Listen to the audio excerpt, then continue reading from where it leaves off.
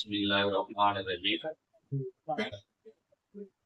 الحمد لله رب العالمين والصلاة والسلام على سيدنا محمد وآله وصحبه أجمعين أما بعد وإن إلياس لمن المرسلين إذ قال لقومه ألا تتقون أتدعون بعلا وتذرون أحسن الخالقين.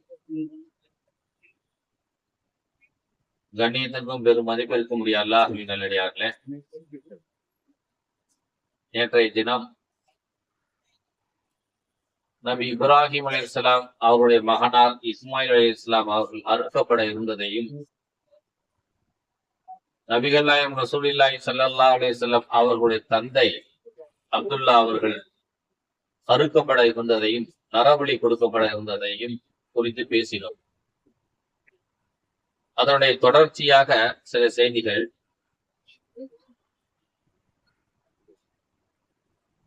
இந்த இரண்டு செய்திகளை நீங்க மையமா வச்சு கடந்த 5000 வருடங்களை நீங்க கணக்கிட்டுக்கணும். ஒரு யோசிப்பா, இப்ராஹிம் அலைஹிஸ்ஸலாம் காலத்திலையும் ஏதோ சில பகுதி மக்கள் மனிதர்களை நரபலி கொடுக்கக்கூடிய பழக்கம் அந்த காலகட்டத்தில் இருந்தது. அதனாலதான் நரபலி கொடுங்க அப்படிங்கிற அந்த வளமைய அல்லாஹ் கனவு மூலமா காட்டி கொடுத்தான். கடைசி நேரத்தை அதை தடுத்துட்டாங்க. ஆனா அந்த மக்கள், அந்த காலகட்டத்துல வாழ்ந்த மக்களிடத்தில் அப்படி ஒரு வழக்கம் இருந்திருக்கிறது. இப்ராஹிம் அலைஹிஸ்ஸலாத்துக்கும் ரசூலுல்லாஹி ஸல்லல்லாஹு அலைஹி வஸல்லம் அவங்களுக்கும் இடைப்பட்ட காலம் ஏறத்தாழ 3000 வருஷம். 3000 வருஷத்துக்கு பின்னால ரசூலுல்லாஹி ஸல்லல்லாஹு அலைஹி வஸல்லம் அவங்களுடைய காலத்திலையும் அப்துல் முத்தலிபை தான் நேர்ச்சை பண்றாரு, நான் நரபலி கொடுக்குறேன் அப்படிங்கிறார். அப்ப அந்த காலகட்டத்திலையும் அந்த பகுதி மக்களிடத்துல நரபலி கொடுக்கக்கூடிய ஒரு பழக்கம் இருந்திருக்கிறது. அந்த பழக்கத்தை மையமா வச்சுதான் என்ன செய்யறாரு, அவர் அப்படி ஒரு நேர்ச்சையவே செய்யறாரு. பொதுவாகவே இந்த மாதிரியான நரபலிகள் ரெண்டுமே பார்த்தோம்னா அல்லாஹ்வை மையப்படுத்தி கடவுளை மையப்படுத்தி தான் இருக்குது. சும்மா வேற ஒன்று காரணமாக எல்லாம் இல்ல. இந்த நரபலிகள் என்பது கடவுளை மையப்படுத்தி தான் அந்த காலகட்டத்துல கொடுக்கப்பட்டிருக்கு. உலக வரலாற்றுல நம்ம எடுத்து பார்த்தோம்னா நரபலிகள் 5 காரணங்களுக்காக வேண்டி கொடுக்கப்பட்டு வந்திருக்கிறது. உலக வரலாறு சொல்லி காட்டுது. எப்படின்னா, கடுமையான மழை பெய்யுது, இடி இடிக்குது, மின்னல் வெட்டுது, வெள்ளம் கடுமையா கரை புரண்டு ஓடுது, அல்லது வானம் மழை பெய்யவே இல்லை, பயங்கரமான வறட்சி. இந்த மாதிரி இயற்கைகளிடமிருந்து பாதுகாப்பு பெறுவதற்காக வேண்டி அந்தந்த காலத்துல இருந்த மக்கள் கடவுள் மேல ஒரு நரபலி கொடுத்துட்டோம்னா இந்த பிரச்சனைகள் இருந்து நமக்கு பாதுகாப்பு கிடைக்கும். மழை பெய்யும், வறட்சியின் காரணமாக இருக்கக்கூடிய மக்களுக்கு மழை பெய்யும் அப்படின்னு ஒரு நரபலி கொடுக்க பாக்குறான். கடுமையான மழை பெஞ்சு அழிஞ்சு போச்சு ஊரே, நம்ம ஒரு நரபலி கொடுத்துட்டோம்னா கடவுள் இதெல்லாம் சரி பண்ணிடுவாரு என்று அவன் நினைக்கிறான். இப்ப ஒரு கவலையின் போதும் மனுஷன் நரபலி கொடுக்க முன் வரான். அதே போல சில சந்தர்ப்பங்கள்ல சந்தோஷத்தின் போதும் நரபலி கொடுக்க முன் வருவோம். அப்படி நடந்திருக்கு. ரெண்டாவதா, ஒரு மனுஷனுக்கு கடுமையான நோய் இருக்குது, நல்ல விளைச்சல் ஏற்பட்டிருக்கு விவசாயத்துல, ஏதோ ஒரு நேர்த்திக்கடை உலகத்துக்கு குழந்தையே பிறக்கல, பிறந்துருச்சு, தொடர்ந்து நிறைய குழந்தைகளா பிறக்குது அப்படின்னா அவன் என்ன செய்யறான், சந்தோஷத்தின் காரணமாக ஒரு நரபலி கொடுக்க முன் வரான். ஒரு பக்கம் கவலை துக்கத்தின் காரணமாக நரபலி கொடுக்க வரான், இன்னொரு பக்கம் சந்தோஷத்தின் காரணமாக நரபலி கொடுக்க வருகிறான். மூன்றாவதாக, ஒரு மன்னருக்கு ஆட்சி அதிகாரங்கள் இருக்கின்றன, அந்த ஆட்சி அதிகாரத்தை தக்க வச்சுக்கணும். தொடர்ந்து நான் தான் அரசனா இருக்கணும், இந்த நாட்டை நான் தான் ஆளணும் என்பதற்காக வேண்டி ஒருத்தர் நரபலி கொடுக்க முன் வருகிறார். எதிரிகள் நம்ம நாட்டு மேல படையெடுத்து வராங்க, அவங்க கிட்ட இருந்து நம்ம நாட்டை காப்பாத்திக்கணும், தன்னுடைய ஆட்சியை காப்பாத்திக்கணும் என்பதற்காக வேண்டி நரபலி கொடுப்பதற்காக வேண்டி மன்னர்கள் முன் வருகிறார்கள். இப்படி சில சந்தர்ப்பங்கள்ல சாமியார்கள் மத கோட்பாடுகளின் அடிப்படையில் தன்னை சாமியாராக வலுப்படுத்திக்கிறதுக்காக சில இடங்கள்ல நரபலி கொடுக்கக்கூடிய ஒரு பழக்கத்தையும் நான் பார்க்கிறோம். சமீபத்துல போன வருஷம் 2025 நவம்பர் டிசம்பர்ல அகமதாபாத்லயும் குஜராத்லயும் 2 நரபலி கொடுத்துருக்காங்க. ரைட்டா? நம்ம ஊருக்காரன் தான் சாமியார் தான். நரபலி கொடுத்திருக்கிறான். தன்னுடைய குழந்தையவே ஒருத்தர் நரபலி கொடுத்திருக்கான். எதுக்குடான்னாக்கா புதையலுக்கு. ஒருத்தன் புதையலுக்குங்கிறான், இன்னொருத்தன் தனக்கு சக்தி கிடைக்கும் அப்படிங்கிறான். இப்படி 2 காரணங்களுக்காக வேண்டி சென்ற வருஷம் எங்கேயோ இல்ல, ஏதோ ஒரு காலகட்டத்துல நடக்கல, நம்ம ஊர்ல நமக்கு முதுகுக்கு பின்னால நடந்திருக்கு. இப்படி 3 காரணங்கள் சொல்லப்படுகிறது. 4வதாக பழங்காலத்துல எகிப்தியர்கள் ஆப்பிரிக்காக்காரங்களுடைய கலாச்சாரத்துல அரசர்கள் இறந்த பிறகு ஒரு அரசர் இறந்து போயிடுவாரு. எகிப்துல ஒரு அரசர் இறந்து போயிடுவாரு, ஆப்பிரிக்கால ஒரு அரசர் இறந்து போயிடுவாரு. அவர் இறந்து போன பிறகு அவரை கொண்டு போய் அடக்கம் பண்றதுக்கு முன்னால ஒரு 10 பேரை வெட்டுவான். எதுக்குடா அப்படின்னா, போற இடத்துல அரசருக்கு உதவி செய்யறதுக்கு ஆள் வேணும் இல்ல, எப்படி அங்க உதவிக்கு ஆள் வேணும் இல்ல, தண்ணி எடுத்து கொடுங்க, சாப்பாடு எடுத்து கொடுங்க, சமைச்சு துவச்சி கொடுங்க அப்படின்னு சொல்லி அப்படியே ஒரு 10 பேரை வெட்டுவானுலாம். அப்படி ஒரு கலாச்சாரம் பழங்காலத்துல எகிப்திலேயும் ஆப்பிரிக்காவிலையும் இருந்திருக்கிறது. அதே போல போர்களில் வெற்றி பெறுவதற்காக வேண்டி போர்களில் வெற்றி பெற்ற பிறகு பிடிப்பட்ட கைதிகள்ல ஒரு 2 பேர் வெட்டுவாங்க. வெற்றி பெற்றுட்டோம், இந்த சந்தோஷத்தை வெளிப்படுத்தணும், கடவுளுக்கு நன்றி செலுத்தணும் அப்படின்னு சொல்லி கிடைச்ச கைதிகள்ல ஒருத்தனையும் 2 பேரை வெட்டுவாங்க. இப்படி ஒரு சில பழக்க வழக்கங்கள் எல்லாம் முன்காலத்தில் இருந்திருப்பதாக வரலாறு சொல்லி காட்டுங்கள். அதனை தொடர்ச்சியாக திருக்குர்ஆன் ஒரு நரபலியை பத்தி சொல்லுது. திருக்குர்ஆனோ ஒரு நரபலியை பத்தி பேசுது. எப்படி பேசுது பாருங்களேன். இல்யாஸ் அமினல் முர்சலீன், இலியாஸ் அலைஹிஸ்ஸலாம் அவங்க நபிமார்கள்ல ஒருத்தர்.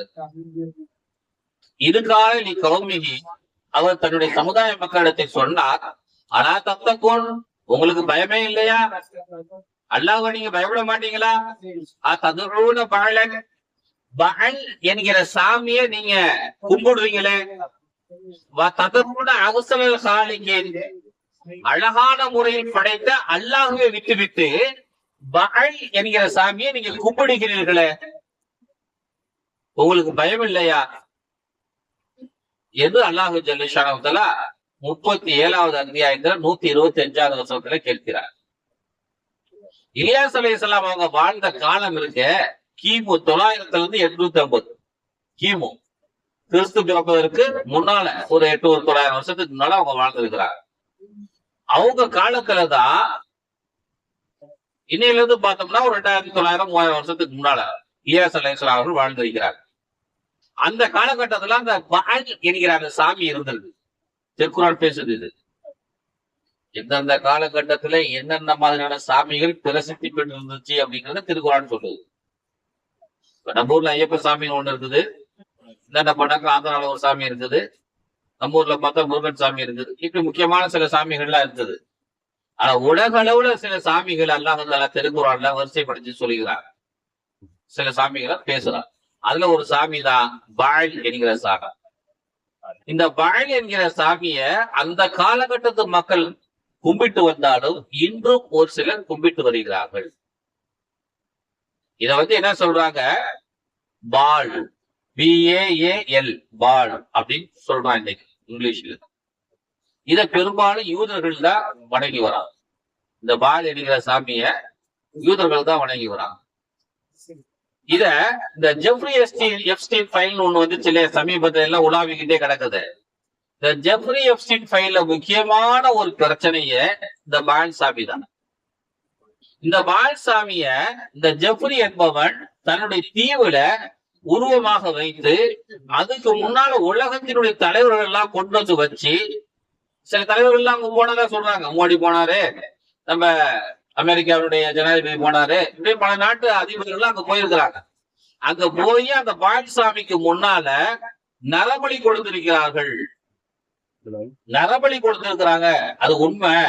அதை மறைப்பதற்காக வேண்டிதான் இன்று அமெரிக்கா, இஸ்ரேல், ஈரான் யுத்தம் மிகவும் பிரபலியமாக நடந்து கொண்டிருப்பதாகவெல்லாம் பேசப்பட்டு வருகிறது இன்னைக்கு சமூகத்தில். அதை மையமா வச்சுதான் இன்னைக்கு என்ன செய்யறாங்க, அந்த யுத்தங்கள் நடந்து கொண்டிருக்கிறது. ஆனா உண்மையுமே பார்த்தோம்னா இந்த பால் என்கிற சாமி கிமு 3000 இருந்தே இருக்குது. கிமு 3000 இருந்தே நபி இப்ராஹிம் அலைஹிஸ்ஸலாம் காலத்துல இருந்தே இருக்குது. கானானியர்கள், போனிசீனியர்கள் என்கிற இரண்டு சமுதாய மக்கள் இந்த சாமியை கும்பிட்டு இருக்கிறாங்க இப்ராஹிம் அலைஹிஸ்ஸலாம் காலத்திலேயே. அதனுடைய உச்சகட்டமாக தான் அந்த சாமியினுடைய வழிபாடு அதிகமாக ஆன காலகட்டம் நபி இப்ராஹிம் அலைஹிஸ்ஸலாம்.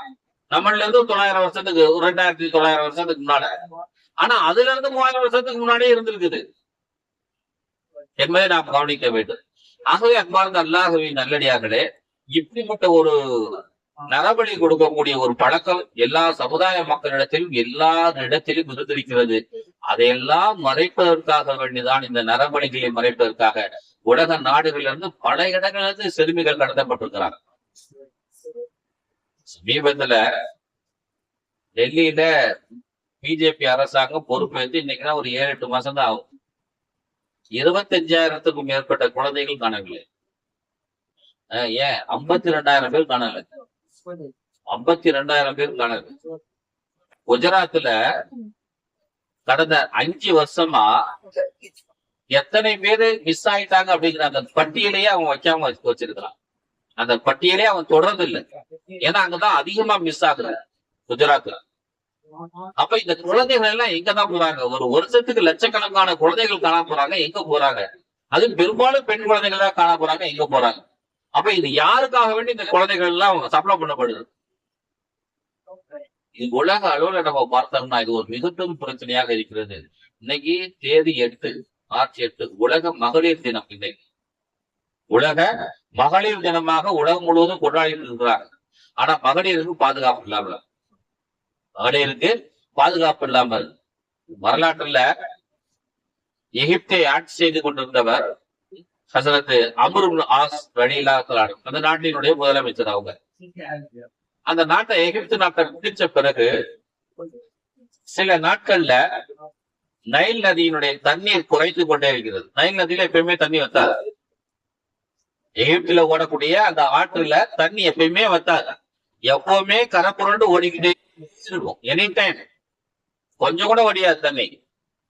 அப்படி ஓடிட்டு இருக்கக்கூடிய காலகட்டத்துல கொஞ்ச காலமா அம்ர் இப்னு ஆஸ் ரலியல்லாஹு அன்ஹு எகிப்தை கைப்பற்றதுக்கு முன்னால கொஞ்ச காலமாக அந்த நாட்டுல 6 வத்தி போயிடுமா. குறிப்பிட்ட சில காலத்துல ஒரு மே மாசம் பொருள்லாம் 6 வத்தி போயிடுது இல்லையா? அந்த மாதிரி அங்க 6 வத்தி போயிடுமா. அப்ப வத்தி போன பிறகு அந்த நாட்டினுடைய மக்கள் பொதுவா அங்க இருக்கக்கூடிய கிறிஸ்தவர்களோ அங்க இருக்கக்கூடிய யூதர்களோ அவங்களுடைய ஒரு பழக்கம் என்னன்னா, ஒரு ஆத்துல ஒரு கன்னி பொண்ணு நல்லா அழகாக சிங்காரிச்சு கொண்டுட்டு போய் ஆத்துல படையிட்டு வந்துருவாங்க. மறுநாள்ல இருந்து மழை பெய்யுமா தண்ணி ஓடும். இது அவங்களுடைய ஒரு பழக்கமாக இருந்தது. அம்ர் இப்னு ஆஸ் ரலியல்லாஹு அன்ஹு அவங்க பொறுப்புக்கு வந்த பிறகும் நாங்க இப்படி ஒரு காரியத்தை செய்ய போறோம், எங்களை நீங்க அனுமதிக்கணும் என்று அவர்கள் எல்லாம் கேட்டு நிற்கிறார்.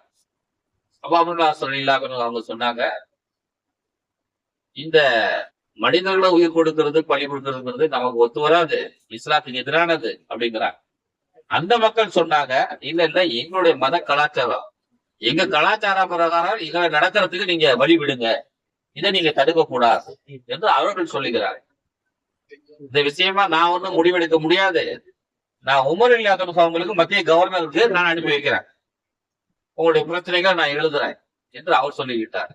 ஒரே போல ஒரு கடிதம் ஒண்ணு எழுதி அம்ர் இப்னு ஆஸ் ரலியல்லாஹு அன்ஹு மதீனாவுக்கு அனுப்பி வச்சார்.